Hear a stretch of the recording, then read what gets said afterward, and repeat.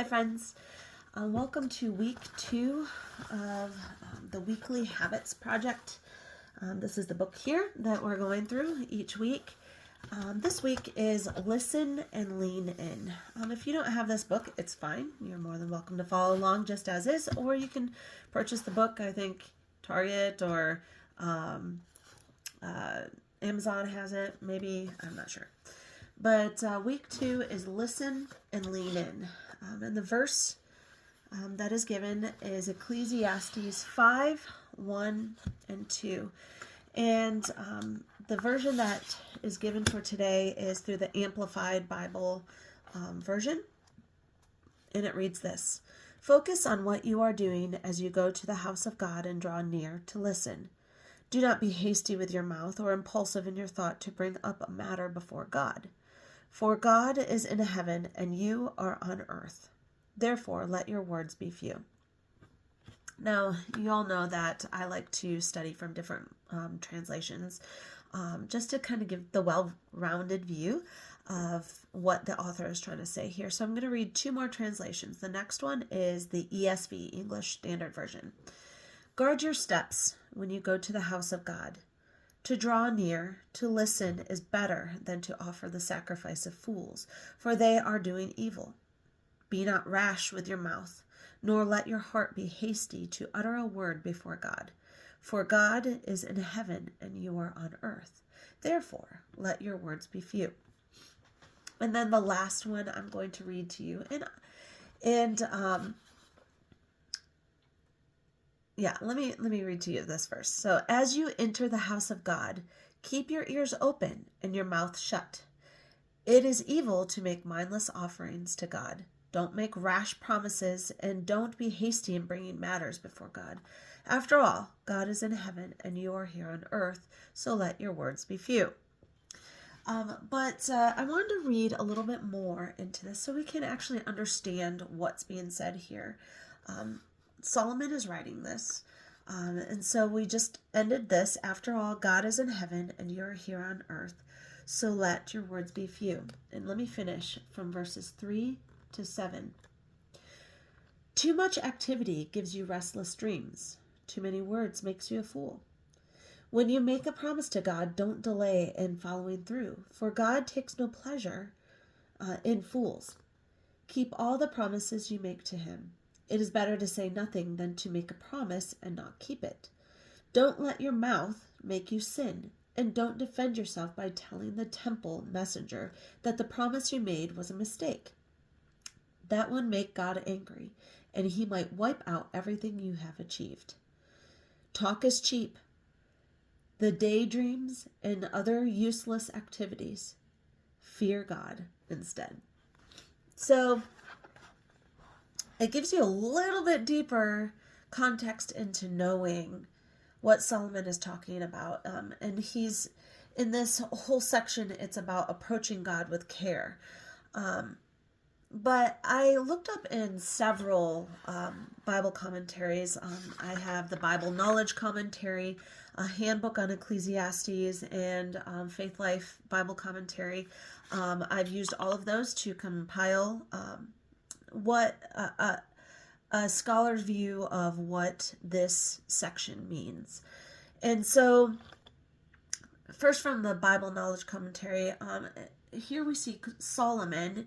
He mentions, he's warning against rash vows or promises, what we would say. And sometimes we hear about this verse as talking about worship. But if we get the whole context of what this section is actually talking about, it's talking about promises, hasty promises or hasty vows that we might make. So Solomon is warning against those rash vows and promises, and warned against uttering hasty and ill-considered promises.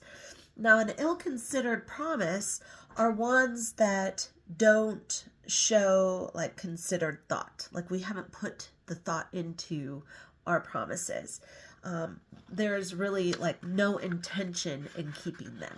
So those are ill considered promises. Then looking in the Handbook of Ecclesiastes, Solomon is actually not considered, but concerned about how people's words can get them into trouble. He wanted them to avoid the same mistakes that foolish people were making. So he says in there, guard your steps. And that's another way of saying be cautious or be careful. Do not be rash with your mouth. So in a matter of speaking, it's think before you speak. Don't be rash with your mouth. Think before you speak. So think carefully before taking action. So sometimes it's better for us to listen and lean in instead of trying to do and make promises we can't or we intend not to keep with God. So maybe he's trying to tell us to wait. Maybe God is trying to tell us to wait. And we say, Lord, if you answer this prayer right now, I promise I'll read the Bible every day for every day of my life. I've done that before. And it's just, for me, it wasn't possible. Or I didn't intend to keep it every day of my life because it was not something I had thought through, something that was intentional, or it was just something that I was just trying to make a bargain with God. And there's a few things that are wrong with that thought. One, we're being impatient with God's instruction and his timing. Maybe we want the results now, but we might be missing out on what he's trying to teach us, such as how to have faith in him or how to trust him more every day. And so by being impatient, we might rush that process and miss a blessing from God. The other thing that could be wrong with it is our hasty promises.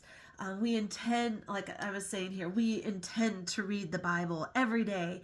But when a promise is made, a promise is something that it's like a binding agreement. It is your word. It's something that you should not ever go back on. A promise is something that's very connected.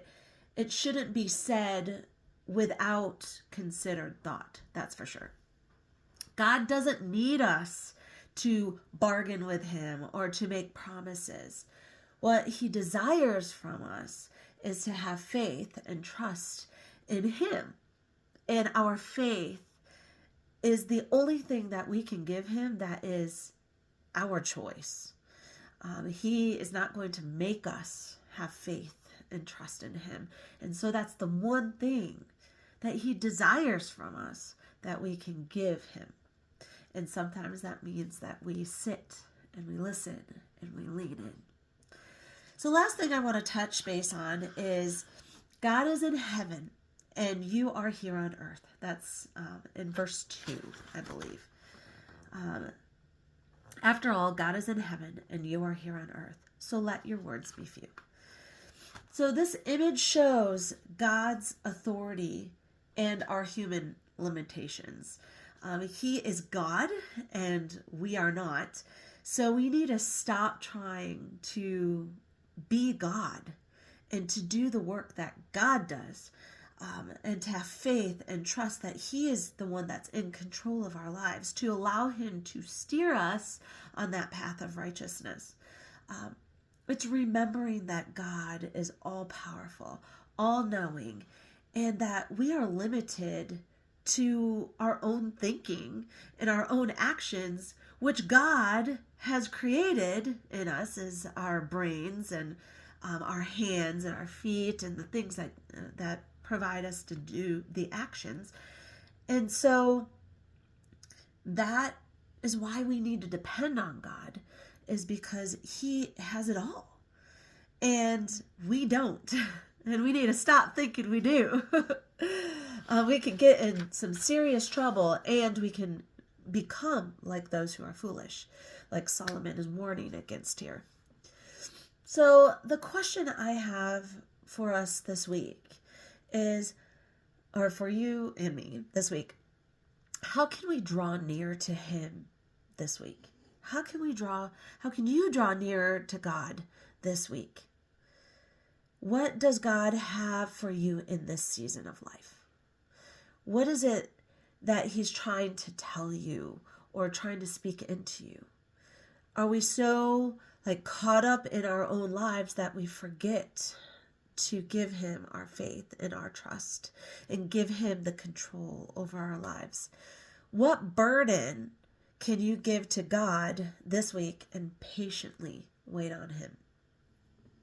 So I challenge you this week to think before you speak, to listen more to what God might be saying to you, and to listen and lean in. So I hope y'all have a beautiful week, and God bless.